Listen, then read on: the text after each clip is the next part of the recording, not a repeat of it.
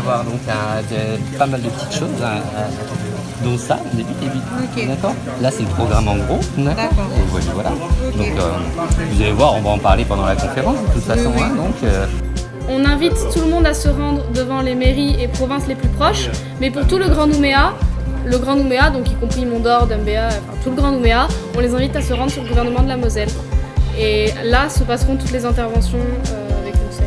Mais on appelle à ce que dans les autres provinces, il puisse y avoir des mobilisations devant les mairies ou devant les sièges de province et que ça devienne un événement pays. Alors, on est les champions du monde de plein de trucs. Et il y a une chose qu'il faut savoir, c'est que ça a été dit que le 20 septembre, on sera les premiers, grâce au décalage horaire, à commencer la manifestation au niveau des fuseaux horaires. Donc c'est pour ça qu'on va entre guillemets inaugurer le mouvement à l'échelle mondiale en Calédonie. Peut-être à noter aussi qu'en Nouvelle-Calédonie, on est le plus gros émetteur de CO2 par habitant. On produit 38 tonnes par habitant, alors qu'il faudrait 1,4 tonnes pour que la température n'augmente pas, ne dépasse pas la barre des 1,5 degrés. Donc on est parmi les plus gros pollueurs rapportés à la population. Et on est aussi un bassin de biodiversité, on a un récif corallien incroyable, on abrite un tiers des récifs coralliens vierges de la planète et à 2 degrés de plus, nos coraux ne tiennent pas. 99% de la barrière de corail sera morte avec ces 2 degrés de plus. Je voulais faire une petite parenthèse aussi sur le fait que déclarer l'état d'urgence climatique et écologique pour les institutions, c'est un acte symbolique, mais effectivement ça engendre quand même déjà le fait qu'on reconnaît quelque chose qui va pas, quoi, là où il y a un problème. Et c'est symbolique pour l'instant parce que c'est tout simplement pas encore légiféré.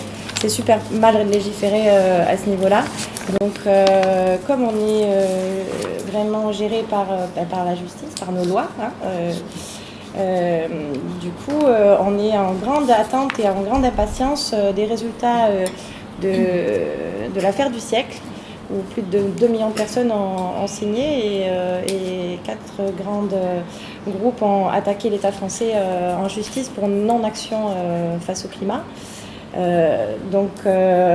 Après ce gros procès, on aura, je pense, bien avancé au niveau des lois vis-à-vis de ça, quoi. Voilà. Il y a déjà plusieurs États qui ont déclaré l'urgence climatique. Il y a déjà plusieurs États qui l'ont fait. Et l'Irlande. L'Irlande et le Québec. Et plusieurs villes en France aussi l'ont fait de même. Ils n'attendent pas l'État entier pour le faire. C'est pour ça que la Calédonie peut tout à fait le faire aussi, à l'échelle de Nouméa, à l'échelle de la province sud ou de la province nord. Enfin, en tout cas, tous ceux qui sont conscients de ça et qui veulent le faire peuvent le faire. Et voilà. Tout à l'heure, Lou, elle a parlé en fait de santé dans les doléances. Effectivement, il y a la santé, mais c'est la santé de quoi? Certes, la santé physique, mais c'est aussi la santé mentale. Le réel problème de la maladie sur Terre, je vais dire, ça vient de notre psychisme. Donc c'est vraiment sur ça qu'il faut travailler dans l'idéal en priorité. Il ne faut pas oublier que nous, êtres humains, jusqu'à preuve du contraire, on fait partie de la nature.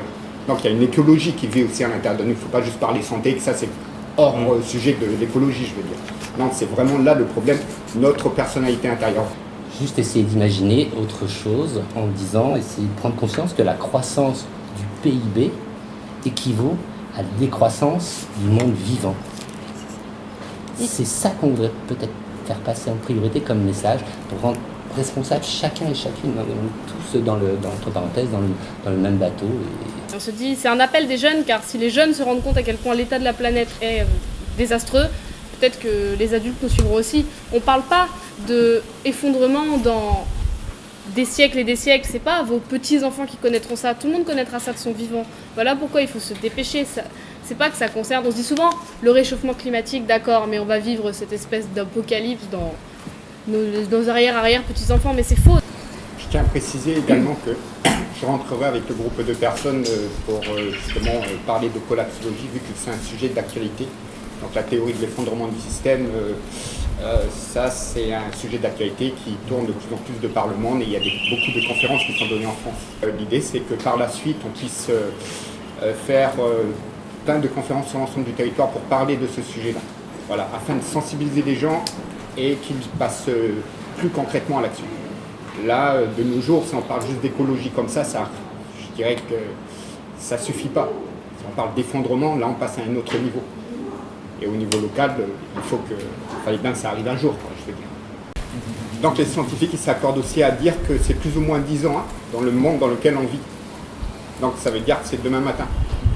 Et il faut préparer les gens dans les meilleures conditions pour que justement on puisse les accompagner à cet effondrement-là et qu'on puisse minimiser les risques de conflits et de guerre civile qui est susceptible d'y avoir ici sur le territoire lorsque le système sera bloqué totalement. Ça veut dire quoi? Plus de services publics. Ça veut dire quoi? Plus d'alimentation qui vient ici, sachant qu'on dépend quand même de 85% de l'alimentation qui vient de l'extérieur.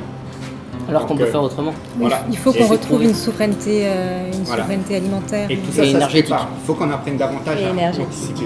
Ouais. Et nous, on ne veut pas que voilà, comme souvent ça se fait, on attend au dernier moment et puis après on réagit lorsque le problème arrive devant nos yeux. Non. Là, c'est fini, là. Faut mettre la pression. C'est pour ça qu'il y aura plein de conférences qui vont être organisées après par la suite et des événements de ce genre qui va se passer à la baie de la Moselle prochainement.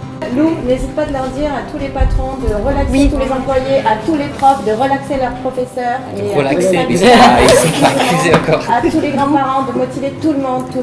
Il faut demander à ce que les patrons, les managers, etc. donnent le droit à un congé écologique ou à un congé pour le futur et qu'il n'y ait pas de sanctions et que ce ne soit pas décompté des congés des gens. Pour que les gens puissent se mobiliser librement. Des idées, il y en a plein. Pareil pour les encadrants. C'est déjà fait à New York. La mobilisation se passera de 7h30 à 13h30 devant le gouvernement de la Moselle. Pourquoi 13h30 ? Pour répondre à toutes les mauvaises langues qui disent que si la mobilisation existe, c'est simplement parce que les élèves veulent sécher les cours. C'est faux. On s'engage à retourner en cours à 13h30 et notre raison de se mobiliser, c'est l'état de la planète. On s'en rend compte et on est plus mature que ça. Finalement, c'est les jeunes qui mentent aux vieux. Les jeunes réalisent l'état de la planète et appellent les vieux, toutes les générations, mais sans les autres générations qui ont répondu à notre appel, on n'en serait pas là aujourd'hui. Et quel serait votre message ultime ? Venez nous rejoindre le 20 septembre devant le gouvernement, on a besoin de vous. Elle est parfaite, hein ?